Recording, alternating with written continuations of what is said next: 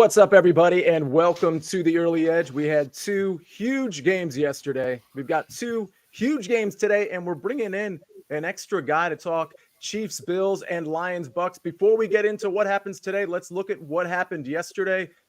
Certainly a very average day here. Way too many X's. I think it's 7-7, which of course means we lost plenty of juice here. I'll tell you, Martin Green, he was on the show Wednesday, but for a soccer play that occurred on Saturday, so that one cashes. Really good to see him. Proppy going 2 for 3. No surprise there. 1 for 2 for me. Mike McClure on the Packers. I was on the Packers. Probably should have won outright. But ladies and gentlemen, let's forget about yesterday, at least for now. And let's bring in the stars of the show today. Yesterday, it was me, it was Proppy, it was Mike McClure, what some dubbed a dream team. Well, I think we just rounded out the dream team with R.J. White in the house. Now, yesterday it was, correct me if I'm wrong, it was Bird, it was Magic, it was Michael Jordan. So, R.J., those three have already been claimed. Which member of the dream team would you like to be today? I'm not a big basketball head, so you'll have to assign me something. Feels like I should be Charles Barkley with the amount of dry comments I get off on this show sometimes. So I'll go Barkley. Proppy, that's a beautiful call. Barkley was, in fact, on the dream team, correct? He was indeed. My wheels were spinning there. I was trying to think of somewhat of like a silent assassin or someone very underrated. I toyed with Chris Mullen for a second, but I think RJ hit the nail on the head with Charles Barkley. Hey, RJ Barkley, can I get you to guarantee your pick for today for me, please? I'm not going to do that, no, because our teams are playing today, and I'm not guaranteeing anything today. Yeah, very, very good. All right, our teams indeed. So RJ White, correct me if I'm wrong, a Buffalo Bills fan, and of course, Mike McClure, a Kansas City Chiefs fan. We're going to get to that game in a second, but let's start with, I don't know, what may seem like an appetizer compared to the KC Chiefs main course with Buffalo. Let's take a look now. Odds powered by BetMGM. We got the Buccaneers at the Lions. Lions a 6-point favorite here at BetMGM. We've got a 49.5-point total.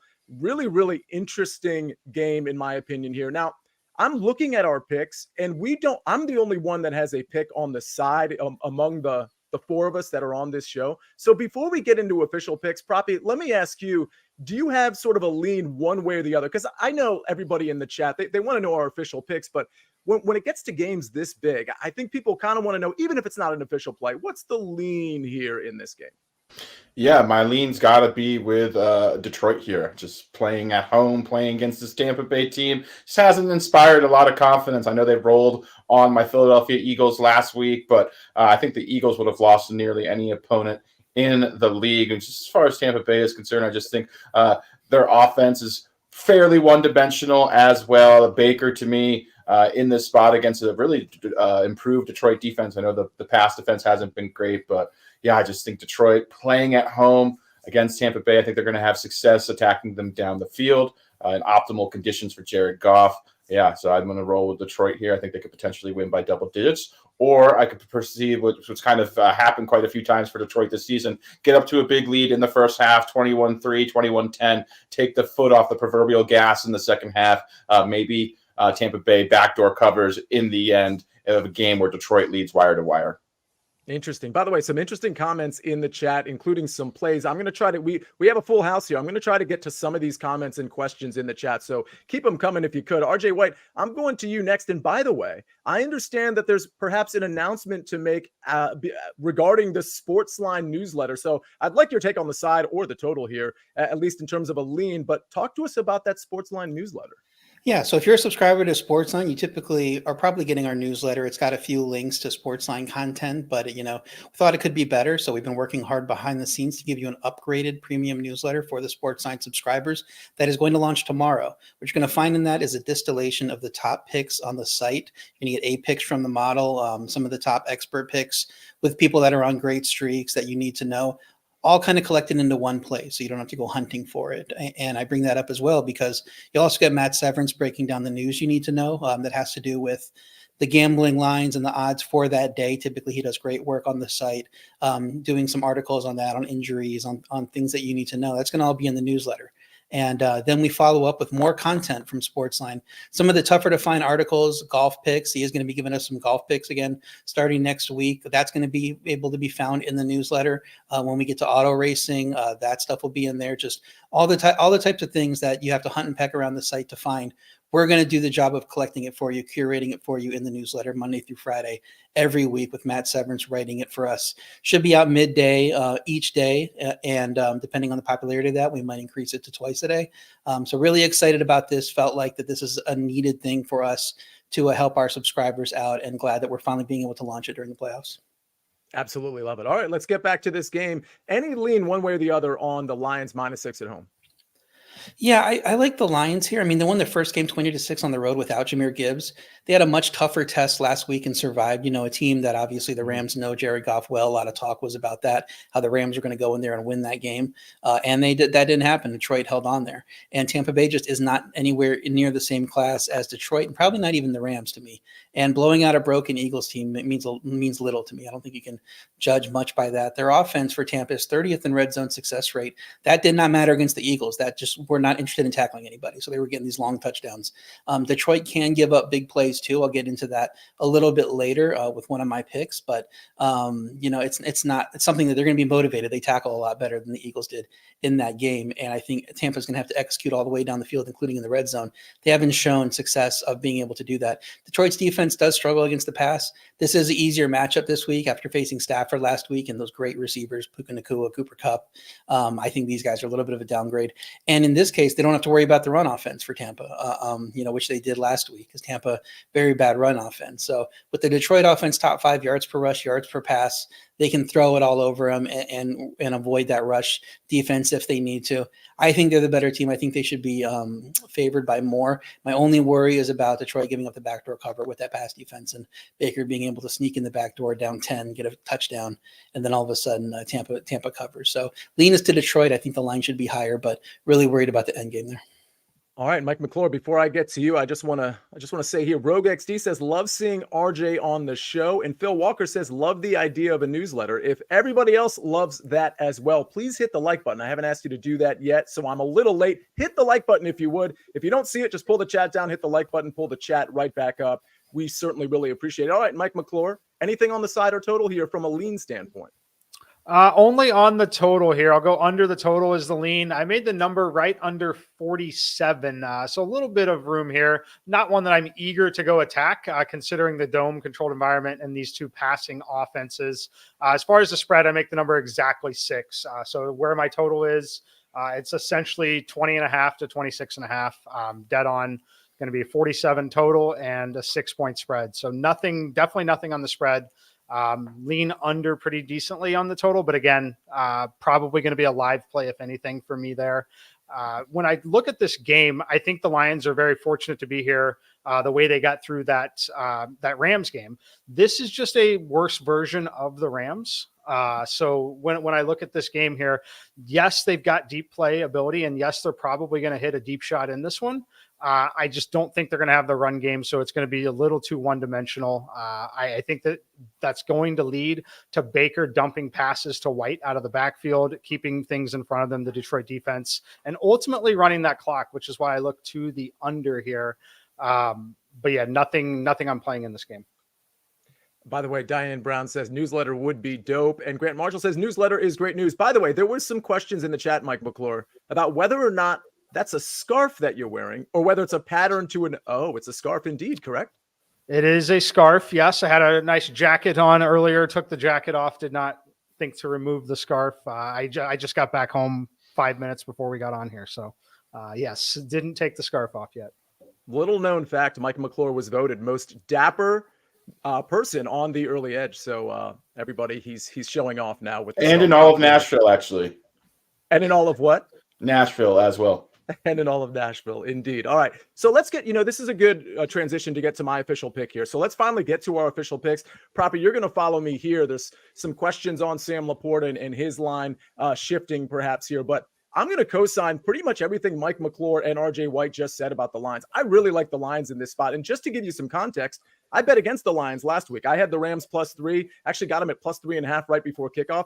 I do think the Rams were the better team than the Lions. I think if there was a pass interference called on Puka Nacua late in that game, we can quibble about penalties on both sides, but I think the Rams would have won that game personally. With all that said, I was also on the Bucs +3 against the Eagles because Proppy earmuffs. The Eagles are just one of the worst teams over the last 2 months. I'm talking like in all of the NFL. So I didn't really gather much from that Tampa game, other than the fact that the Eagles just didn't want to tackle and the defense was as bad as advertised. So now you go into a much tougher environment in Detroit. And I think the argument is, well, the secondary for Detroit, it's about as bad as the secondary for the Philadelphia Eagles. We could argue about that, but the pass rush, I think, is going to, especially at home in Detroit, I think is going to get to Baker Mayfield. I don't think we're going to see as many clean pockets here. So yeah, I think Baker's going to be in a little bit of trouble under a little bit of duress. And I think this Detroit offense, granted, I think some people think they'll be one-dimensional because Detroit might not be able to run the ball. I think they'll be able to run the ball okay. I don't think they're going to be truly one-dimensional like Tampa is likely going to be.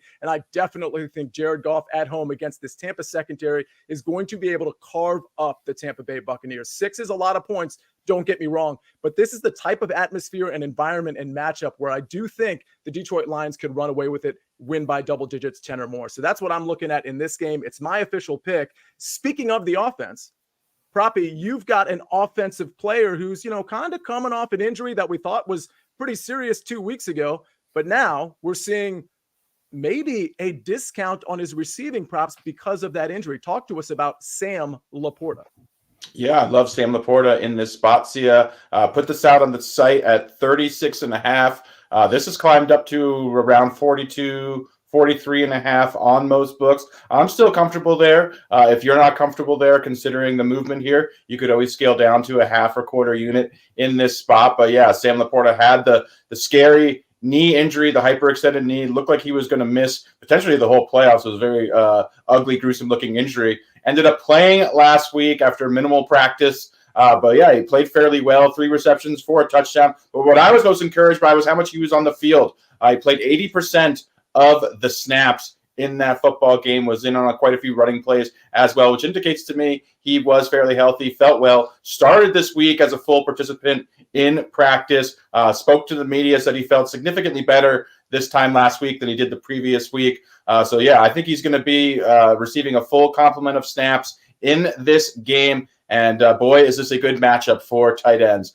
Tampa Bay gives up the 3rd most yards to the position on the season. They're very vulnerable deep down the middle of the field in that splash zone. LaPorta gets targeted a lot in that splash zone as well. He has one of the deepest ADOTs of any tight ends, especially over the second half of the season. They were really deploying him deep down the field or the middle of the field. So love this spot for Sam LaPorta. We're catching a discount on it. Shout out to Goose, who just made an appearance there over my shoulder. But yeah, this is a great spot, great matchup. Get the discount. Optimal conditions considering we're playing in a dome as well. And we've got a high total. So this one checks all the boxes for me.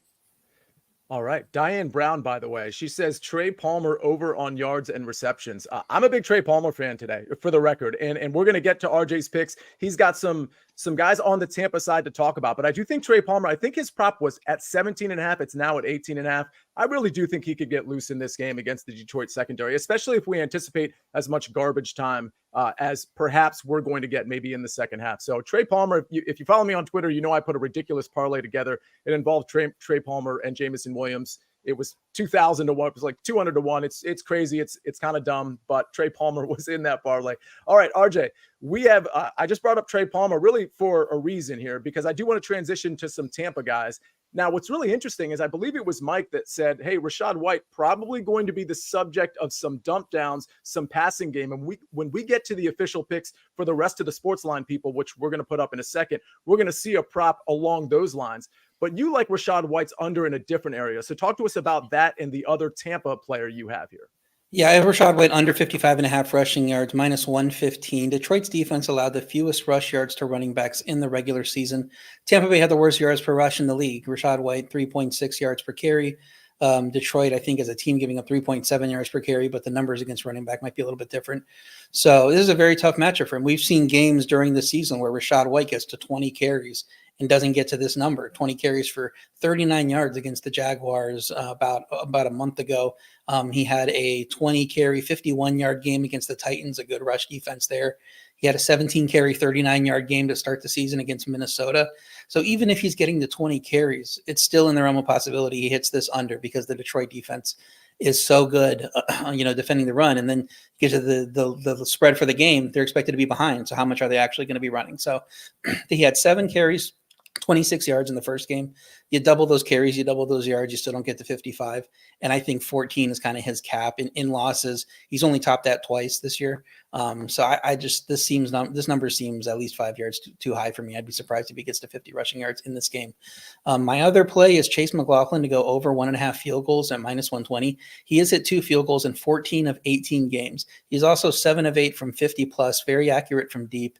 And this is a field indoors where he's going to be able to kick some long field goals if needed. And if Tampa Bay is struggling to have success in the red zone, like I mentioned, 30th in red zone success rate earlier, they're going to have to rely on some field goals. So seems very likely to me he's going to get to 2 field goals in this game. Love that we're only laying -120 juice. I also saw earlier in the week, you get like around -105 on this, which just seems weird to me because it seems like a tailor-made game where he's going to get to 2 field goals. Absolutely. Love that play. And I think this is a good time to bring up some of the picks from EC and the Maestro and Dave from the Prop Show and from SportsLine. But before we do that, real quick, RJ, there was a question. I think people just want to make sure they know how to be on that SportsLine newsletter list. Is there any instruction in that regard, just so people can have the peace of mind to know, okay, I'm on the list, I'm going to get the newsletter? Yeah, if you are a subscriber to SportsLine, you should be getting the previous newsletter, and this is just going to replace that one. If you're not getting the previous newsletter for whatever reason, just contact the help desk there, and they will get you connected there and make sure that you are on the list moving forward. It's possible some people unsubscribed; they didn't find the old one helpful. I really think this one's going to be helpful moving forward to track what's going on the site and just in the general world of betting on a day-to-day basis. All right. And how do you become a subscriber of SportsLine? Oh, I know how. You go to sportsline.com/join. And if you type in the promo code winners, you get 60% off the annual plan. Again, sportsline.com/join. You get 60% off the annual plan by typing in the promo code winners. As you can see on this screen, you can scan that. What's that called? A PC code or something? I'm messing it up. But if you scan that, you QR. go right. What is it called? A QR code. QR code, PC code. I mean, I don't even know where I got that from. The politically correct code, apparently. No, the QR code, you can scan it or you can just go to sportsline.com/join. Again, 60% off the annual plan, which is absolutely ridiculous. For those of you that don't know, this is not just a pick site. It is a data site as well. It is a DFS site. There's articles on there. There's just so much from so many people under that SportsLine umbrella. Speaking of those people, let's take a look at just our best bets across the board in this game. I'm going to have Jake the Snake put that up because, and Mike, I'm going to go to you after these come up because I want to see if maybe one of these picks or maybe several of them, and maybe one of the ones we talked about resonate with you. Waiting, maybe we don't have the graphic. It's possible we don't have the graphic. All right, so I'm just going to say them out loud. The Maestro's got the Bucs plus 6.5. So that's obviously against my pick to some degree, although I suppose I could push and he could win that bet. Maestro also has Cade Otton over 30.5 receiving yards. EC's got Mike Evans over 69.5 receiving yards. He's also got Mike Evans anytime touchdown at plus 100. And then we've got Dave, Rashad White over 22.5 receiving yards at minus 110. So unfortunately, that was sort of an oral history. I didn't give you the visuals, Mike. Anything that we've talked about, whether or not it's a pick I just mentioned, or maybe one of the picks we just talked about on the show. I know your official play is in the next game, so I wanted to pick your brain on some of the picks we have in this game. Yeah, I like most of them. I also think that the Bucs will be in that game script where they're throwing the ball, and I think that they're simply going to abandon the run. So I do like the play that RJ has on Rashad White under. As far as Mike Evans, I've got his number at 80 yards, so it'd be a decent lean to the over on that number. I think you said 67 was where EC had that. I like that there. I'm not going to play the touchdown prop. If you like the touchdown prop, absolutely go for it. I think there are a number of weapons that could ultimately land in the end zone there. As far as Cade Otton, do you happen to have that number again? I can tell you where I'm at. 30.5 receiving yards. So I've got it at 32. That would be a stay away from me at 32. Wouldn't be attacking unders on it, but not one that I'm comfortable going over on. Yeah, and I'm verifying now because in some markets he's 29.5, in some markets he's 30, and in some markets he's 31.5. So what's interesting about Otton, I do think he's stepped up a little bit. That's probably, to me, somewhat of an efficient line on Cade Otton. But I do see him, especially with the pass rush, potentially being a safety valve in just the short area for Baker Mayfield to avoid some Aiden Hutchinson trouble. All right, so that's our picks. By the way, we will have, okay, so Bucks at Lines, we have the picks right here. We'll have the full recap screen with all the picks from each of these games, but you can take a look at it here. But let's move on from this because I want to get to the gems so that we can get to KC, Buffalo and really break down that game. By the way, Danny Brasco in the chat, he says, let's get after it. Danny, I don't know if you got here late, but there were some people clamoring for your sharp NFL picks, and I know you got hooked yesterday on that last Justin Tucker field goal. So that wasn't great. I got hooked on a prop as well with, I'm trying to think of who it was, tight end Isaiah Likely. Anyway, let's get to our gem. Let's put that up. I'm going to start things off here. I'm going to go with Jameson Williams. I do think we're going to see Jared Goff take the top off of this defense. And I think, we might see Jameson Williams more early in the game. Listen, I like Josh Reynolds. I like Amon-Ra St. Brown, of course. I think Jahmyr Gibbs might catch some passes. But I do think early you want to loosen up that defense even more than it already is. And I think part of that is trying to hit Jameson Williams deep. I think when we're looking at a Jameson Williams touchdown, it's more likely to me that it's going to be early rather than late because of what I just said. So I'll take Jameson Williams. I know there's a lot of targets on this team, but I'll take him at plus 1,800. I think that's a very fair number. All right, Proppy, we just talked about this guy. Talk to us about your gem. Yeah, the aforementioned Cade Otton. I like him in this spot. Let's see, we've got plus 2,000 odds. He does not leave the field. He is out there for pretty much 100% of Baker Mayfield's dropbacks. We've seen his role in the offense continue to grow as the season's progressed. Caught 4 touchdowns this season. He certainly earned Baker's confidence. Had a really big game against my Philadelphia Eagles last week as well. We know in the end zone as well, quarterbacks tend to lean on their tight ends. So we will go with Cade Otton. All right, Mike McClure, I just brought up a lot of the passing targets for Jared Goff. Certainly Amon-Ra St. Brown's going to get a lot of attention. Certainly Sam LaPorta is going to get a lot of attention. Perhaps that means some of these secondary receivers kind of get left open here. Who do you like? It would be Josh Reynolds, Sia. We've talked about him a lot on the DFS show, but I like him in this offense. He's still not going to command all the attention, especially when you've got Sam LaPorta out there that they do have to account for. Jahmyr Gibbs out of the backfield, and of course, Amon-Ra St. Brown. I think that Reynolds is someone who's going to continue to catch passes and get targeted in the red zone, but also over the middle of the field. Keeping in mind, he is a pretty big receiver in terms of that target there. 6'3", 200 pounds, very strong guy out there, like Josh Reynolds to catch the first touchdown pass. All right, Josh Reynolds, Jameson Williams, some of these secondary options. Another secondary option, or I guess I should say a third option in the receiver core. It's none other than R.J. White's pick. R.J., talk to us about your first touchdown score. Yeah, you mentioned Trey Palmer earlier. I at the time I wanted to kind of stop the show and pick the brains of the geniuses in the props market there and see whether you go with a long reception for him over his total yards, because it really seems like he's a downfield guy. We saw that last week, 56-yard touchdown, second touchdown in 3 games for him. He's had at least 5 targets in, I believe, 6 of the last 8 regular season games. Only got 2 last week in that blowout against Philly. This should be a much different game. And the one way that the Detroit defense is a little bit like Phillies is that they can give up some big plays like we saw last week. And so if you're targeting some big plays here, you could see Trey Palmer getting deep on a first quarter touchdown there to give the Bucs a shocking lead early, and then change the tenor of this game if they want to strike quickly. So I like Trey Palmer, found it as high as 28-1 in the market a little bit earlier today. I think he's a good look considering how much he's emerged in that offense.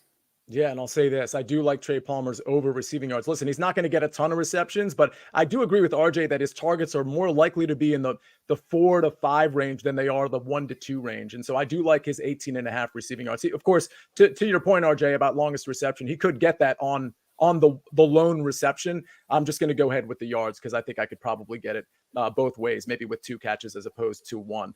All right, those are our gems. I think we've answered most of the questions on this particular game. By the way, thank you, Mike McClure, for clearing that up. Somebody asked if Josh Reynolds was out. No, of course, that's Khalif Raymond, who was out for the 2nd game in a row after an injury. So let's move on to the Kansas City Chiefs and the Buffalo Bills. But before we do that, I do want to mention that new BetMGM promo. I guess it's not new anymore, but it's still available, it's just an unbelievable promo. New BetMGM customers can sign up today and get $158 in bonus bets. Just place your first wager of at least $5 and you'll receive $158 instantly in bonus bets. Again, that's instantly in bonus bets, regardless of your wager's outcome, with bonus code EDGE158. That's EDGE158.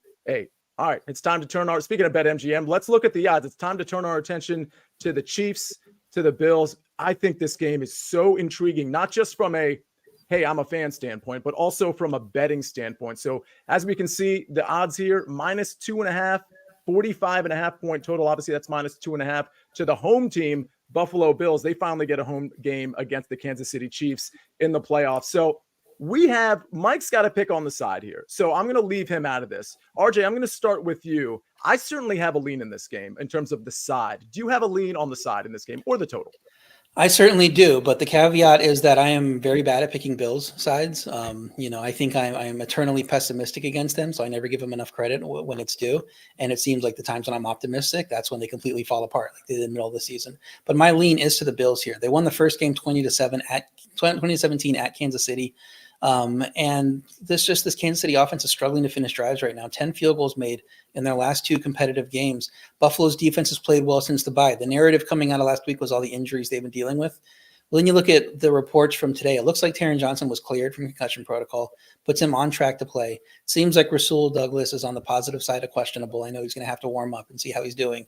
Having those 2 guys back is huge because it matters about wherever you move Rashad Rice. Now you have a quality guy defending him with Christian Benford out. You would have sacrificed that if one of those 2 guys are out. So I think they'll be able to slow down this Chiefs offense that frankly has not looked that great once they get to the red zone in these last few weeks, settling for all these field goals. And so, on the other side, the game just may hinge on Kansas City's defense, slowing down Buffalo's offense. Both of those teams are really good. Kansas City is a little bit weak against the run, and Buffalo has been focusing on running the ball lately. So if Buffalo is doing that in this game, I think they'll be able to play from ahead here. Their offensive line's been great. They've all been healthy. They've played together all year, and I think they'll be able to hold off this very talented Chiefs defense, this Chiefs front. When you look at the game, I give Buffalo 2.5 for home field now that we're in the playoffs, and I think the Bills are the better team right now. And the injuries aren't going to do enough to hurt them because enough guys are going to play there. And they look like the better team down the stretch. So I think this line should be higher. I think you're getting value playing 2.5.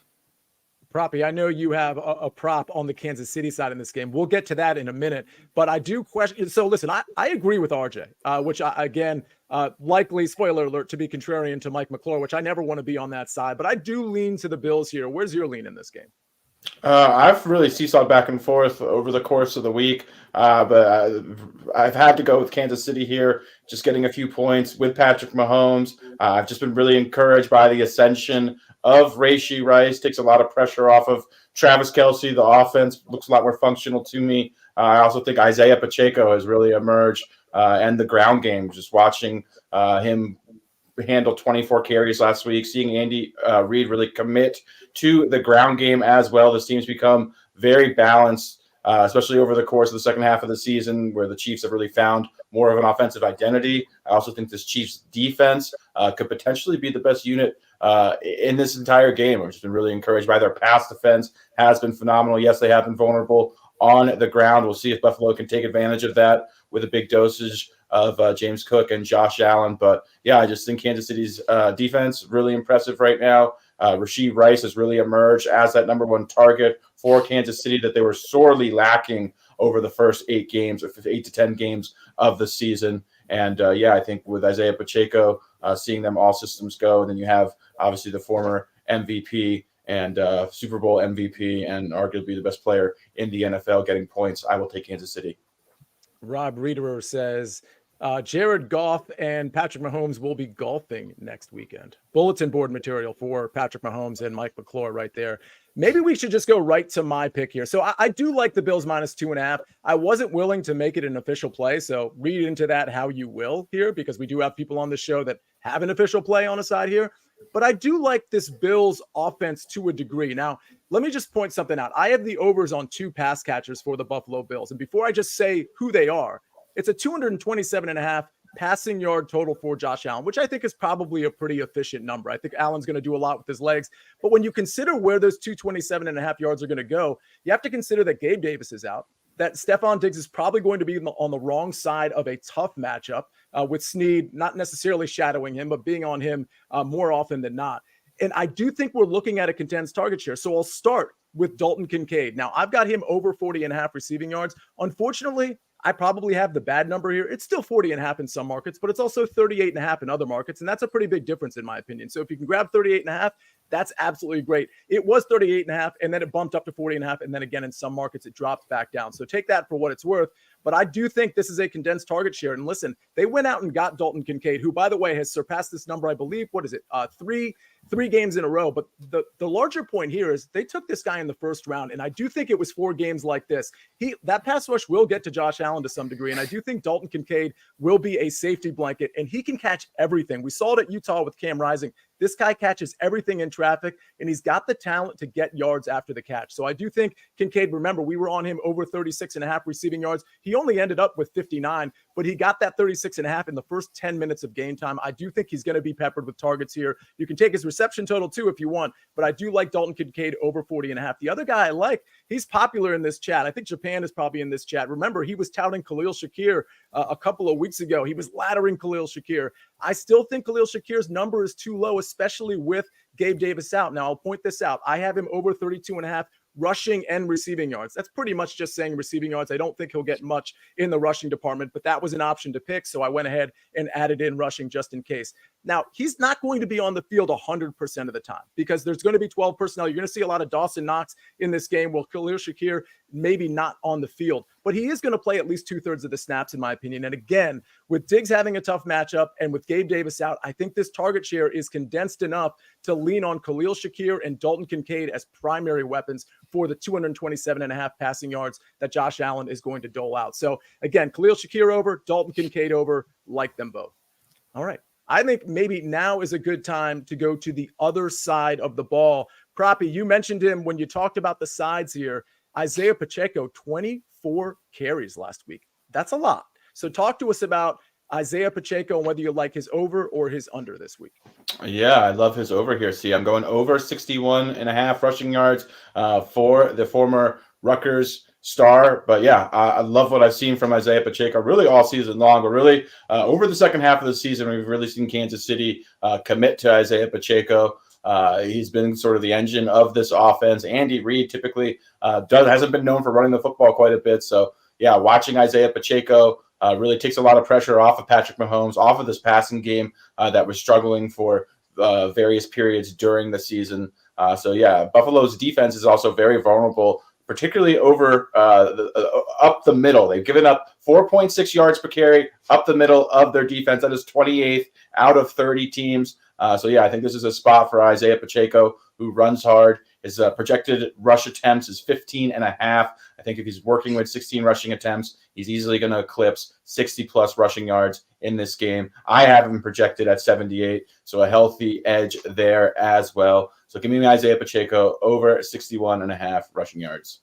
All right. Certainly a workhorse. And I really do like this play quite a bit. All right. It's time to get to RJ's picks. RJ, you're coming with 2 picks in this game as well. One pertaining to the first quarter. By the way, shout out to the chat. And I see you, Stephen Mack, talking ball in the chat. But Stephen Mack was the one, just to remind everybody, that really pointed out, what was it, the first quarter Texans plus 3.5, which, if you recall, I hadn't looked at that first quarter line. And when I did in the middle of the show, we talked about it, me, Propstarz, and Mike McClure. We were all over that. So thank you to Stephen Mack. I bet it myself. And I know a lot of other people, because I tweeted out sort of a props to Stephen Mack on that. And a lot of people ended up being on that. So when we say it pays to watch live, I mean, that really is true. Some of this stuff happens organically, and it's thanks to the chat. So Stephen Mack, thank you for that. Japan, you're talking Khalil Shakir. So paying homage to that play by picking him. But let's get to the next pick here. RJ, you've got a first quarter play, and you've got a Josh Allen play. Your turn. Yeah, I'm taking the first quarter of the game to go under 9.5 points at minus 120. You can find this anywhere from 7.5 to 9.5. The key point is that it's probably not going to get past 7. 7 of the last Buffalo first quarters and 5 of the last Kansas City first quarters have had 7 points or less. That includes the game where they played each other. These teams know each other well. There's not going to be any surprises, I think, in this game. It's going to be a little bit of a feeling each other out, and what I think is going to be a low-scoring game in general here in the first quarter. I don't see a lot of explosive plays going on early. So I'd play any of them. I like getting this 9.5 number, though, in case We do have a field goal and a touchdown, but we can still get this if the extra point misses or if they go for 2 for whatever reason, from like a penalty gets them to the 1 and they don't get it. There's still situations where you can get it with a touchdown and a field goal. But yeah, just for the patterns of this game and with how these teams know each other, I think this game's going to stay under in the first quarter. So that's my first play. Second play, I'm going to Josh Allen over half interception. So I think he's going to throw interception at this game at minus 130. Kansas City's defense just 28th in interception rate. They don't get a lot of interceptions. Josh Allen coming off a very good game without any mental mistakes and did not throw an interception. The question is, can he have 2 in a row against a defense that doesn't have a high interception rate? And I think that's the reason why this number is as low as it is, because we know Josh Allen is an interception machine. 14 out of 17 regular season games, he threw in interceptions. And in the 3 games where he didn't, he won the game, but they won the game by 18 plus. So, I mean, if you think this game is going to be a situation where Buffalo is going to win running away by 18 plus points, don't play this. I think most of us agree it's going to be a pretty tight game. So I like Josh Allen to throw an interception, only minus 130 because of his success last week and because of the Chiefs defense not getting a lot of interceptions. Yeah, very interesting. Maybe you're getting a discount like RJ is intimating with a clean game, finally a clean game from Josh Allen last week, but certainly this is a different defense, different pass rush. Anytime Chris Jones is on the defensive line, you should probably fear it. And Mike McClure, that's probably one of the reasons why you are maybe standing alone a little bit, although I guess Proppy is on your side too, on the Chiefs. Now, when I say standing alone, listen, there's plenty of people in the chat that like the Chiefs as well, but it's your turn to explain why you like the Chiefs plus 2.5 here. Yeah, there's several reasons here. See, I'll try to keep it as brief as we can while still giving you really a step into it. So as far as the computer number, I have Buffalo favored by half a point in this game. A little bit of value here, especially at 2.5 even money, especially at plus 3. For the full disclosure out there, I have 3.1 units on Kansas City today. I have Kansas City plus 2.5 at even money for 1.2, Kansas City plus 3 at minus 112 for 1.1, Chiefs money line plus 130 for half a unit, Chiefs minus 3.5 at plus 196 for 0.2 units, and Chiefs minus 4.5 at plus 230 for a 1/10 of a unit. But as far as why I like this spot, when you look at Buffalo, it's been fantastic. And I've got a full disclosure there. I've got a future on them to win at a very long shot price. They have been playing as if their lives depend on it for a long time now. Literally over 40 days, they have been in do or die mode. And it's taken a toll on them. It takes a toll on you mentally when you live that way and have to play that way. But it certainly does when you're dealing with injuries. I love for them that they get to play at home in this spot. That certainly helps them. But they're at a distinct rested disadvantage to Kansas City, where Kansas City got to play on Saturday. Buffalo had to play on Monday, getting pushed back. We talk about that throughout the regular season, and it is a big deal throughout the regular season, keeping in mind Kansas City also was able to rest their guys before last week a little bit, and they weren't really pushed hard at all at home against the Dolphins. Meanwhile, Buffalo, again, they had to play all out. Things got a little tight against Pittsburgh for a bit. It's just a difficult situation there for them. And then one thing that I want to talk about with Kansas City defensively, this is by far the best defense that Patrick Mahomes has had to work with in his career. It's not even close, frankly. But what I'm looking at, a fun fact on QB pressures and Josh Allen. When I look at QB pressures this year, I made the sample size 120 to basically filter out guys that were injured and backup quarterbacks playing 3 or 4 games. There were 22 quarterbacks in the NFL this year that saw 120 plus pressures. Josh Allen, he, in terms of yards per attempt, rated 18th out of the 22. In terms of completion percentage under pressure, he rated 20th out of 22. The team in the NFL that generated the most pressure and the most unblocked pressures, the Kansas City Chiefs, by a considerable margin. Most specifically, watch out for Trent McDuffie, who led the NFL in unblocked pressures. They will be sending pressure on Josh Allen. I think the Bills' path to winning this game is on the ground and running the football. The question is, do they commit to it and take the football out of Josh Allen's hands enough? I personally don't think they're willing to take it out of his hands enough here. So I'm going to be on Kansas City in this particular spot. I think, again, it's very close. It comes down to which one of them throws the interception. Does James Cook or Isaiah Pacheco fumble? They're both going to have the ball in their hands. But I lean to the Kansas City side because it is the best defense and because of how on edge the Bills have been living for the past 40 days. Oh, man, that was a very unique set of stats there that I absolutely loved. And it actually plays really well into RJ White's interception prop. By the way, Diggs out. That can't be real news from Art Bustamante. So I just looked it up myself. I didn't see anything. And Japan says fake news. Yeah, Diggs is active. Hey, don't do that. Don't scare everybody. I mean, I'll be honest. I was really happy about my Shakir props when I read that, but I kind of knew it wasn't true. He did have a foot injury earlier in the week, but I don't think it was a big deal there. Okay, so that's why Mike is on the Chiefs plus 2.5. We talk about laddering props all the time. It looks like Mike has laddered the Kansas City Chiefs, which is very, very interesting. All right, let's talk about some of the other picks. I'll just mention two of the other picks from the prop show that, of course, Propstarz is on every Friday at 4 o'clock. Dave's pick, Josh Allen over 32.5 pass attempts at minus 115. And EC, it's a kicker prop. Harrison Butker under 1.5 field goals at minus 140. That one's really interesting. By the way, there was a question at the beginning of the show, and I'm going back to the other game just for a second before we get to our gems, and maybe I want to answer a couple of chat questions. It was about Baker Mayfield's pass attempts prop. I do want to say I liked that, and I was pretty vocal about it on a different show. I liked his over pass attempts at 34.5. Unfortunately, it's at 35.5 right now, and it's heavily juiced. In some places, it's even 36.5 pass attempts. At that point, I'd probably be off. Again, I really liked it at 34.5 at like minus 120, minus 125. But I did want to get to that specific question. And again, with the game script that I'm anticipating and that I think a lot of us are anticipating, I think we're going to see a negative game script for Tampa. That's just me. And a passing attack, a one-dimensional offensive attack from Tampa. So I do like that look in the pass attempts. But I do want to ask a couple of questions from the chat in this game. RJ, somebody asked if the prop that they see or the first quarter number that they see is 8.5 instead of 9.5. Do you still like it there? Yes, I'd play 7.5 too. Anything from 7.5 to 9.5, I think, is playable. I just preferred the 9.5 because of that random situation I said, but 8.5 is fine for me too. This just doesn't feel like it's going to get over 7. Okay, and Proppy, I want to kick this to you, and maybe I'll ask Mike about this too, because somebody asked about the rushing and receiving props for Isaiah Pacheco and James Cook. And I'll double check this, but they noted that for both of them, it's 84.5. Again, rushing and receiving. I know you're on the Pacheco rushing. I assume you're only on that for a reason. And we know we talk about it a lot in terms of running backs and catching the ball and receiving yards. It can be kind of finicky. Any thoughts on the rushing and receiving prop for either of those two running backs? If I had to choose one, it would be James Cook as far as which combination line I prefer here.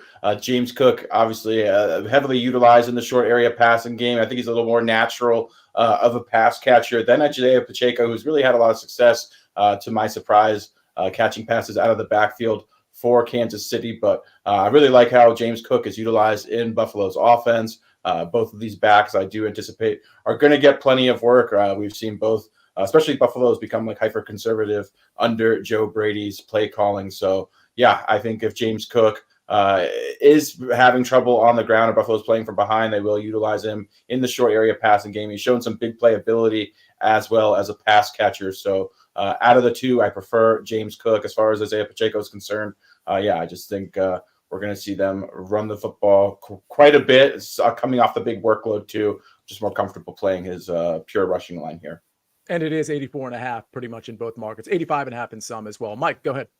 Yeah, another thing that I think is fascinating here that I haven't heard a lot of people talking about, the Bills Chiefs, when they played earlier this season, Isaiah Pacheco was not available to play in that game. That is the game where they had Clyde Edwards-Helaire in the current shape that he is in, which has gotten better to this point than it was back then.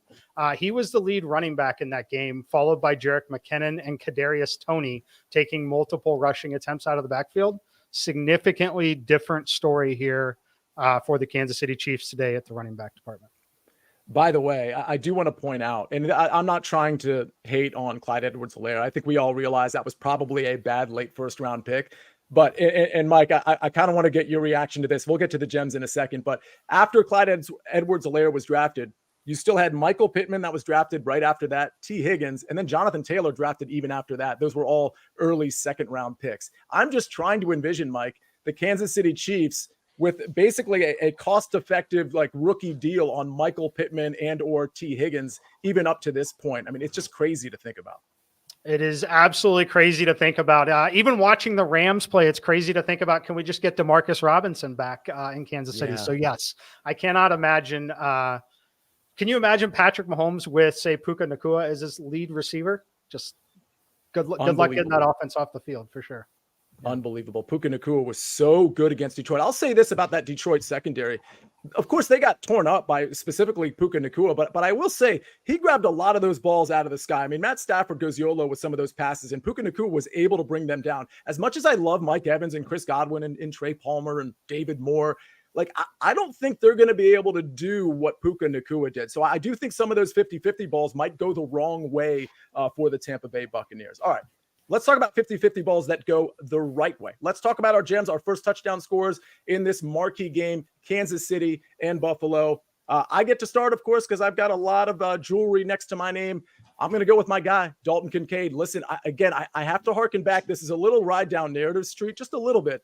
This guy was picked in the first round by the Buffalo Bills. I think it was largely a surprise pick to take Dalton Kincaid that early by Buffalo. But the long and short of it is this guy should be a touchdown monster for the rest of his career. Honestly, I think it's fitting that he's going up against the Kansas City Chiefs because I do think he's the second coming of Travis Kelce, and I really don't think I'm overstating it. Again, there was a reason he was drafted in the first round, and it was for these moments. It was for these games. He will be, especially with pressure, especially with the attack on Josh Allen, he will be a primary read in the red zone, in my opinion. So give me Dalton Kincaid plus 1,500. And Proppy, I love that we're on the same page. Your turn. We are indeed. So yeah, I am backing Dalton Kincaid as well. Just to piggyback on everything you said, which I fully agree with, that he's the future of the position, along with Trey McBride, I might add. But yeah, Dalton Kincaid, they utilize him really as a big-bodied wide receiver that just happens to have tight end eligibility. So love the way they deploy him all over the formation. Love Dalton Kincaid in this spot. Scored a touchdown last week. I think he has a great shot to get in the end zone, potentially for the first touchdown in this game. All right, we are going to go. By the way, there was somebody in the chat, Rick. He apologized maybe for a bad pick that he put in the chat or a pick that didn't win. Never apologize for that. We love everybody sharing information. Nobody needs to apologize. I love the interaction in this entire chat. I really appreciate everybody being in here, hitting the like button, doing all those things. Mike, I'm going to go to you next because this guy is very interesting. Like I was crafting some DFS lineups. For those of you that don't know, me and Mike and sometimes Make Shout, we do a DFS show once a week. It's once a week now. It used to be twice a week, but we're getting kind of later in the season. You can see us Thursday at 11 o'clock, as in this coming Thursday. But when I was drafting DFS lineups, McCole Hardman at a flat 3K didn't sound terrible to me. I mean, I didn't play him much, but talk to us about McCole Hardman. Yeah, Hardman's fascinating for a couple of reasons. Most notably, he's returning to the Chiefs, and it's taken a little time to get back up to speed. Did play 5 seasons in Kansas City, was relatively successful while still playing behind some pretty important players, most notably Tyreek Hill and Travis Kelce. Doesn't leave a lot of room there. But the reason they drafted him to go alongside Tyreek, absolute speedster, 4.3 40. I think that this is a spot where he's going to be more involved in this game overall. Kadarius Toney not active for this one. Right before New Year's, January 31st, reports came out. Kansas City was stripping down the playbook, removed almost half of the playbook, going back to some of the stuff that they ran over the last few years. That is where I think McCole Hardman comes in. I think that they're going to continue to run some of that stuff. They made him play in that Week 18 game to continue to get reps. Was targeted 11 times there. He's going to be out there on the field. Travis Kelce, Rashee Rice, both going to be getting a lot of attention, but McCole Hardman is someone that in this particular matchup against a banged-up defense, one slip, he is insanely quick. He just obviously has to catch the football, which has been a problem for the Kansas City Chiefs this year. But getting open is not a problem for McCole Hardman. And doesn't it seem with Toney off the field that we could see him on some end arounds and some like rushing attempts potentially as well? Absolutely. Yes, if you could bet over half a rushing attempt, I do not hate it at all. But he's definitely. I truly believe that he could be wide receiver 2 here behind Rashee Rice. Very, very interesting. And by the way, on that FFT DFS show, and RJ, I'm transitioning to you here. We talked about some props on that show that we did on Thursday with you, me, and Meg Shout. And you talked about Patrick Mahomes maybe rushing the ball more than people think. Now, his rushing prop is 27.5, 28.5 in some places. Well, RJ, it looks like you believe in Patrick Mahomes' rushing ability in this game. Talk to us about your first touchdown score. Yeah, it's the playoffs, so Patrick Mahomes is going to run, and he has 5 rushing touchdowns in the playoffs in 16 games, has 0 this season. Was not used as a runner at all, really, as much during the regular season, but this is the game where it's going to come out. And obviously every playoff game is a must-win game, but this is a team they know well. The last time Patrick Mahomes had a rushing touchdown, in the playoffs, it was that Bills game, that 42-36, overtime game everybody talks about. Had it early in that game too. It was the Chiefs' first touchdown in that game. This is just a great situation for him. I think Buffalo, with DaQuan Jones being back, it makes it a little bit harder to run up the middle. So we could see Mahomes on the move, trying to find somebody in a kind of packed end zone with a lot of bodies, taking it down himself and running in for a 3-4 yard touchdown there and cashing this one for us. So 25-1 seems like pretty good odds here. You'll see that Mike and I going for the longer shots here. The guys that are in the club all the time kind of going a little bit of the safe route. So when me and Mike get in the club, we're going to be buying drinks for everyone as opposed to just standing in the corner and counting our money here with the smaller plays. So I like Mike's play on Mecole Hardman, very interesting. And I'm chasing the big money here with Patrick Mahomes and then Trey Palmer in the first game. RJ, I'll be the first to say I love the shade that you're throwing my way, because I did go on a streak where I only took like 20-1 or longer, but I'm so in love with Dalton Kincaid that I'm just going to go ahead and take. It's not super chalk, but it's certainly a lot chalkier than a Patrick Mahomes at plus 2,500 or a Mecole Hardman at 40-1. Mike, it reminds me of the first person to ever hit a first touchdown score, and that was you, of course, with of all players, Van Jefferson. Correct me if I'm wrong. Was that 80-1, or am I just making that up? I think like 60 or 65, somewhere in there. I honestly don't even remember the number. Yeah, it was more than 40 for sure. Yeah. And it was only, I think, a week later that I hit Tyson Williams' first touchdown score. Now that we're talking about it, though, I will say this situation projects very, very similar with Mecole Hardman. With Van Jefferson, we were speculating that he was going to overtake. Oh, who is this guy's name? I'm forgetting. NFL player. He played a lot, obviously. Receiver, played for several different franchises. Fast guy, deep threat. It wasn't like Tavon Austin or somebody like that. No, man. Oh, the chat. You all should be guessing at this one. What's up? He was a player on the Rams? Yes. Yeah, I'm trying to remember. Robert Deshaun Woods Jackson. Who was it? Oh, yeah, Deshaun Jackson. Deshaun Jackson. I think he played Deshaun there for a few weeks, and we were speculating that Van Jefferson was going to have overtaken that role. Same thing here with Mecole Hardman. I think he's wide receiver 2 today. Very, very interesting take there. All right, let's look at our best bets before we get out of here. We got about less than 10 minutes. I mean, I think this is kicking off at 3:05 technically, but you got 3 o'clock probably to get your bets in here. So you only have 7 minutes at this point. I don't think we need to go over all these picks. So, if you want to take a screenshot and get these picks in, certainly you don't have to bet all of them. But the ones you like here, these are our bets. It's me, it's Mike, it's the Maestro, Dave Richard, Propstarz, EC, and RJ White. Before we get out of here, though, and Proppy, I'm going to start with you, and then I'll go to RJ and then Mike. Let's talk about these 2 games. Not necessarily the 2 games, but in the 2 games. What are you looking forward to the most? Or frankly, what are you focused upon the most? We got Detroit and Tampa Bay. We got Kansas City and Buffalo. Yeah, I just want to see Kansas City play on the road in the playoffs in this high leverage situation against this Buffalo team that's certainly improved over the second half of the season. I think we're going to have an epic duel between 2 of the best quarterbacks certainly in the league here. So, yeah, I'll just hopefully see a competitive game between 2 of the best teams in the league. All right, RJ, you're next. In Chiefs-Bills, it's got to be Chiefs. Can they get into the end zone? They weren't able to do it last week. Did not need to.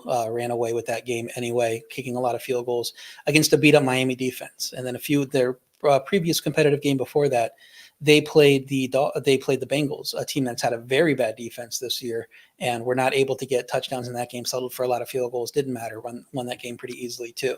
Field goals are not going to win this game against the Bills. They need to get in the end zone. How do they do it? How do they finally answer the call here and see if they can do it early? If we get to halftime, they have 1 touchdown or they have a couple field goals. Feel pretty confident in the Bills at that point. If they're able to get multiple touchdowns in the first half, man, buckle up because it might be a track meet.